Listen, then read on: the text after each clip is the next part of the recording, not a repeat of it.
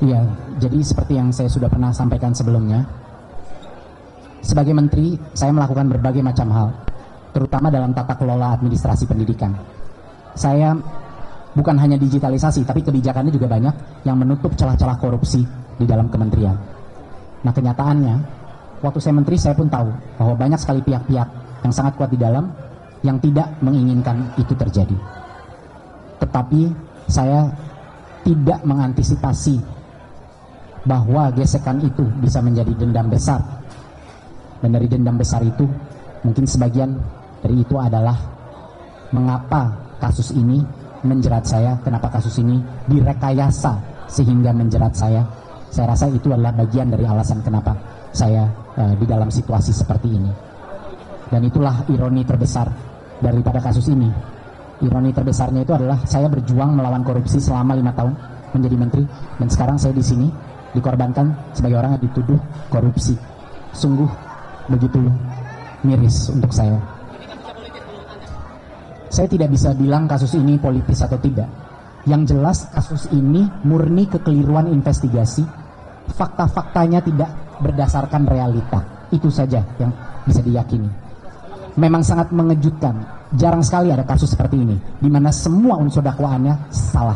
Salah alamat, salah tujuan, salah konsep, dan saya tidak tahu apakah tidak paham atau tidak mau paham. Antara dua hal ini saya kurang yakin yang mana. Tetapi inilah hal yang membuat kasus ini sangat unik. Jadinya teman-teman di sini biasanya ya kalau ada kasus orang tidak bersalah, mungkin orang tidak bersalahnya itu karena dia tidak mengetahui mengenai hal kerugian yang sebenarnya terjadi, atau dia lalai, ada menteri yang lalai karena dia tidak melakukan pengawasan yang tepat. Ini tidak ada di kasus ini. Saya mau menghilangkan persepsi, bahkan orang-orang yang membela saya pun bilang kriminalisasi kebijakan yang gagal pun tidak boleh dikriminalisasi. Saya sangat mengapresiasi pembelaan tersebut, tetapi dengan segala rendah hati, ini bukan kebijakan yang gagal. Ini kebijakan yang sukses dalam berbagai metrik pengukuran. Dan yang lebih miris lagi, tidak ada kerugian negara. Chromebook dibeli di bawah harga pasar. Bagaimana mungkin ada kemahalan harga kalau dibeli di bawah harga pasar?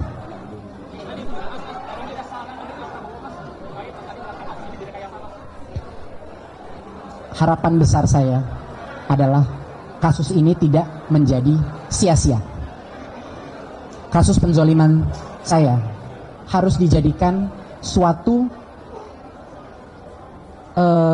animo untuk melakukan perbaikan cara kita membangun kasus, cara kita menuntut kasus, cara negara kita memperlakukan seorang dengan praduga tak bersalah.